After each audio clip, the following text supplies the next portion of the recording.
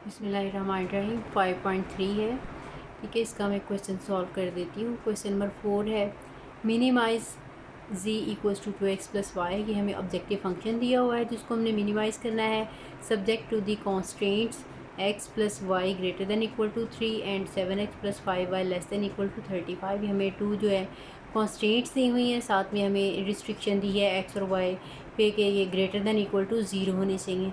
यानी हमारा feasible region हमने पहले निकालना है। फिजिबल रीजन में से हमने एरिया हमने निकालना है। फिजिबल जो है रीजन निकालने के बाद फिर उसमें से हमने कॉर्नर पॉइंट्स फाइंड आउट करने हैं। ठीक है, उन कॉर्नर पॉइंट्स के हेल्प से हम चेक करेंगे कि ये फ़ंक्शन जो है हमारा ऑब्जेक्टिव फ़ंक्शन कहाँ पे मिनिमम है। ठीक है, इसके लिए वही सारा काम जो हमने पहले एक्सरसाइज 5.1 और 2 में किया है। हमने एसोसिएटेड इक्वेशंस निकाली हैं। फर्स्ट की है x plus y equals to 3, ये ग्रेटर देन था, आपने ग्रेटर देन इक्वल को इक्वल में कन्वर्ट कर देना है। दूसरी 7x plus 5y less than equal to 35 है, इसमें भी आपने इक्वल के साथ इसको रिप्लेस कर देना है लेस देन इक्वल को। ठीक है, इसके बाद फिर हम वैल्यूज़ फाइंड आउट करते हैं। x की और y के इंटरसेप्ट निकालते हैं। एक दफ़ा x को हम 0 सब्सिट्यूट करेंगे, y का आंसर जो है वो 3 निकल आ जाएगा। और अगर हम y को 0 सब्सिट्यूट कर दें तो फिर x का आंसर 3 आ गया। ठीक है, ये मैंने इसमें इनकी वैल्यूज़ जो है L1 की जो है टेबल में लगा दी हैं, 0 और 3, 3 एंड 0। इसी तरह से लाइन 2 है। लाइन 2 में हमने अगर हम y को 0 सब्सिट्यूट करते हैं देन 7x इक्वल टू 35 आ जाता है। ठीक है, 7x इक्वल टू 35 होगा। x का आंसर निकालना होगा तो 35 को 7 के साथ डिवाइड कर देंगे, वो आंसर 5 आ जाएगा। ठीक है, इसी तरह से अगर हम x को 0 पुट करें, ये टर्म ख़त्म हो जाएगी, हमारे पास जो बाकी इक्वेशन आ जाएगी 5y इक्वल टू 35। यहाँ से अगर हम y का आंसर फाइंड आउट करना चाहेंगे तो 5 के साथ डिवाइड कर देंगे, 35/5 आंसर आ जाएगा 7। तो ये एक 0 और 7 और एक 5 और 0, ये हमारे पास 2 जो है इक्वेशंस आ गई हैं। अब हमने इनका ग्राफ ड्रॉ करना है, जैसा कि हमने प्रीवियस एक्सरसाइजेज में भी किया है। आपने x axis and y axis draw करने हैं। ये x के पॉइंट है 3 और 0, ये आपने लाइन ड्रॉ कर ली। और दूसरी लाइन जो है 5 और 0 और 0 और 7, ठीक है, ये आपने लाइन ड्रॉ कर ली है। अब हमने इनका एरिया देखना है। सबसे पहले जो लाइन थी हमारे पास L1, इसमें x greater than equal x plus y greater than equal to 0 था। अगर मैं इसको चेक करूँ, लिख लेती हूँ, for L1 0 plus 0 is greater than equal to 3। इसका मतलब है 0 ग्रेटर दैन इक्वल टू 3। लेकिन ये तो फॉल्स हो गई है ना, स्टेटमेंट हमारी रॉन्ग है, क्योंकि 0 3 से ग्रेटर नहीं होता, 0 3 से स्मॉलर होता है। इसका मतलब है इस लाइन का जो एरिया है, इस वाली लाइन का एरिया और रीजन उसमें नहीं आ रहा, ओरिजिन वाला नहीं है बल्कि इसका ऑपोजिट रीजन है। अगर ये ट्रू होती तो ओरिजिन वाली साइड वाला एरिया आना था, अब ये फॉल्स होगी तो इससे लाइन का ऊपर वाला एरिया जो है वो आएगा। ठीक है, उसके बाद जो सेकेंड इक्वेशन है जिसमें 7x प्लस 5y, उसमें सब्स्टिट्यूट करेंगे तो आ जाएगा 0 plus 0 less than equal to 35। यहाँ से आ जाएगा 0 लेस दैन इक्वल टू 35, जो कि ट्रू है। ठीक है, इसमें 0 ग्रेटर दैन 3 आया था जो कि फॉल्स था, इसमें 0 लेस दैन 35 आया है, ये ट्रू है। इसका मतलब ये है कि इसका जो रीजन है वो ओरिजिन वाला ही रीजन है, इसका सारा इसके नीचे वाला रीजन आ जाएगा। एक तो आपने सिर्फ फर्स्ट क्वाड्रेंट में रहना है, ठीक है, ये ख्याल रखना है।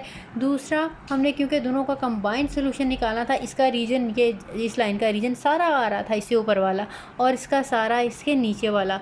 ठीक है, जब इसके नीचे वाला आएगा तो क्योंकि ये वाला इसका रीजन नहीं है इस लाइन का, इसलिए हम इस लाइन से नीचे नहीं लगाएंगे, तो दोनों का जो कंबाइंड रीजन है वो यही वाला आ जाएगा।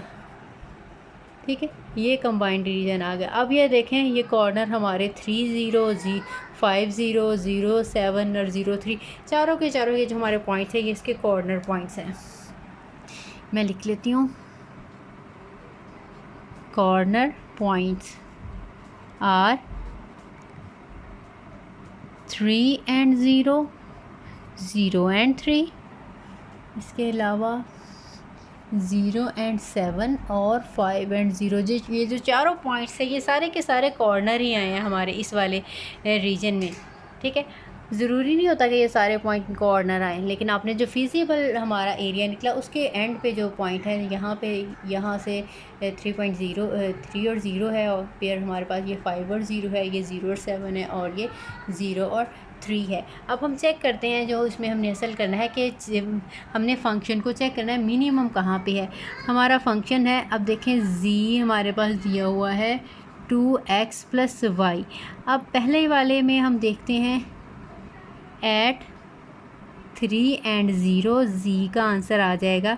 x को आपने रिप्लेस करना है 3 के साथ और y को रिप्लेस करना है हमने 0 के साथ। ठीक है, इसमें यही चीज़ जो है एक नहीं है, बाकी सारा काम तो आपने पहले किया कि आपने फंक्शन को चेक करना है कि मिनिमम कब है और मैक्सिमम कब है। ये फंक्शन की वैल्यू दी है, इसमें x को हमने 3 के साथ रिप्लेस करना है और y को हमने 0 के साथ, तो ये हमारा आंसर आ जाएगा 6। ठीक है, उसके बाद अगर हम चेक करें आंसर 0 और 3 पे, अब हमने x को रिप्लेस करना है 0 के साथ और y को 3 के साथ। ये 2 × 0 + 3, ये आंसर आ जाएगा 3। ठीक है, इसके बाद हमारा जो थर्ड कॉर्नर है वो है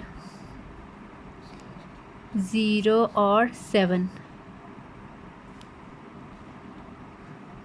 तो z आ जाएगा 2 × 0 + 7, तो ये आंसर ये 0 हो जाएगी टर्म, ये आंसर 7 आ जाएगा। और जो इसका फोर्थ पॉइंट है 5 और 0, इस पे वैल्यू आ जाएगी z की 2, x को रिप्लेस करना है 5 के साथ प्लस y को 0 के साथ, तो ये आंसर आ जाएगा 10। अब देखें हमारे आंसर्स जो आए हैं जी के इन पॉइंट्स पे, हमने ये पॉइंट x और y की वैल्यूज़ जो हमें गिवन फंक्शन था, जो हमारा ऑप्टिमल फंक्शन था, उसमें हमने वैल्यू सब्स्टिट्यूट की हैं। तो हमें इनमें से देखें सबसे छोटा नंबर जो है ये 3 है। ठीक है, सबसे छोटा नंबर, अगर वो मिनिमम वैल्यू का कहेंगे तो हम सबसे छोटा वाला आंसर ढूंढेंगे। अगर हम मैक्सिमम सपोज वैल्यू कहते हैं तो फिर हम ये वाला आंसर देखें, ये वाला मैक्सिमम हम इसका आंसर ढूंढते हैं। ऐसा भी पॉसिबल है कि एक से ज़्यादा, इसका आंसर भी 10 है, सपोज इसका आंसर भी 10 आ जाता या इसका आंसर भी 10 आ जाता, तो वो सारे के सारे पॉइंट जो है वो मैक्सिमम हो सकते थे या एक से ज़्यादा पॉइंट मिनिमम भी हो सकते थे। लेकिन इसमें हमारे पास एक ही मिनिमम, क्योंकि सबसे मिनिमम वैल्यू 3, सिर्फ एक का ही आंसर 3 है, तो हम कहेंगे जो इसका मिनिमम वैल्यू है फंक्शन की, मैं यहाँ पे लिख देती हूँ। So the minimum value of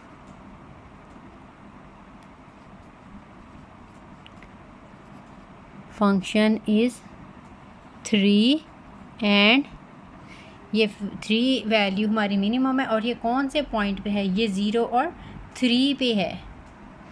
0 and 3 is point of minima. आपने पॉइंट बताना है मिनिमा कौन सा है, इज़ पॉइंट ऑफ मिनिमा। जिसमें मिनिमम वैल्यू आएगी उस पॉइंट को पॉइंट ऑफ मिनिमा कहते हैं, और जिस पॉइंट पे मैक्सिमम वैल्यू आए फंक्शन की उसको पॉइंट ऑफ मैक्सिमा कहते हैं। जैसे इस क्वेश्चन में अगर मैक्सिमा पूछा होता तो हम कहते the functional value is minimum at point 5 and 0 and the maximum value is 10, यानी जो फंक्शन की मैक्सिमम ऑब्जेक्टिव फंक्शन की मैक्सिमम वैल्यू है वो 10 है, और इस पॉइंट पे जो है वो इसकी वैल्यू 10 है, इसलिए ये जो पॉइंट है ये पॉइंट ऑफ मैक्सिमा है।